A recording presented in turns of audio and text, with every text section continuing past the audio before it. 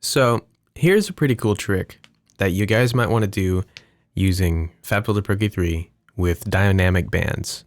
So there's a thing in human voices called sibilance. Now, if I turn off these bands and I do stupid, Sally sells she shall. I can't even do the fucking tongue twister because I'm brain dead. I'm a full retard. But the point is sibilance. There's a lot of sibilance. It's infuriating. I hate it. What I'm going to do is turn these dynamic bands on, and a lot of that sibilance is now cut down, and it's not nearly as ear piercing and infuriating. And stupid little Sally selling her fucking seashells down by the seashore because she's a stupid fucking cunt and she can't go get a job. Okay, like fuck Sally. But you can see the sibilance is a lot less.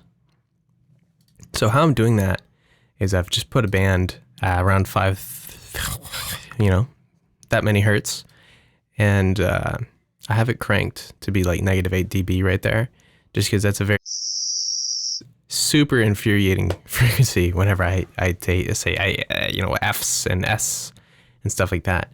So there's a knob right here, right? If you see, there's the gain knob, right?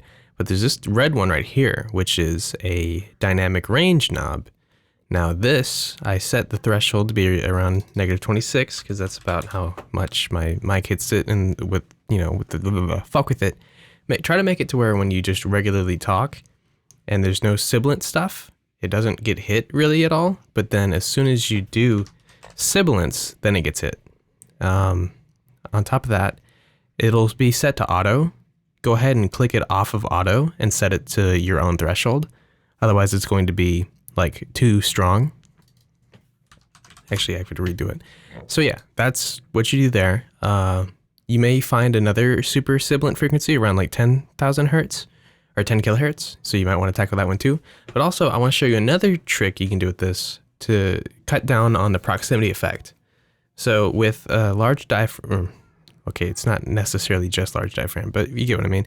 With condenser microphones that are cardioid, right, and you can't change the polar pattern to like omnidirectional or something. If you get further away, you can hear my voice has. Let me take off the pop filter. It has less, chunk and bass and mud in it. But as I get closer to it, you can hear a lot of that stuff. Really, like that's called the proximity effect. So another neat trick you could do is take a dynamic band around like 140 hertz, right? Which is going to be a low shelf, and turn this down a few dB, say like 6 or so. And, you don't ever want to hit it until you get extra close to it. And then you're talking close to it, and you have a proximity effect that's in effect now. But you can hear, if I turn that off, it's very bassy. It's a lot of stuff. If I turn it back on, a lot of that bass is tamed. So I retain a lot of that, clarity, and it doesn't get too bassy if I get too close. So that's another cool idea you could try with, dealing with that proximity effect. Because, nobody likes super, you get what I mean? Yeah. Try that one out. See if you get good results from this, right? Definitely, if you're not going to try the proximity effect one, please do the sibilant one. Nobody likes sibilance, right? And nobody likes shitty De-Esser plugins either. Like, for example, if I turn off my little, faux De-Esser right there, that's essentially what I'm doing. I'm doing a De-Esser. And I go get a De-Esser, like a De-Esser plugin. It's sure, it works. But the thing is, like if I put that down to, the same threshold I had, sure, it's the sibilant stuff gets tackled. But if I get really loud, you hear how it's clipping? But now if I do this stuff, the sibilance goes away. But if I get really loud, it doesn't clip. So yeah, give that a shot.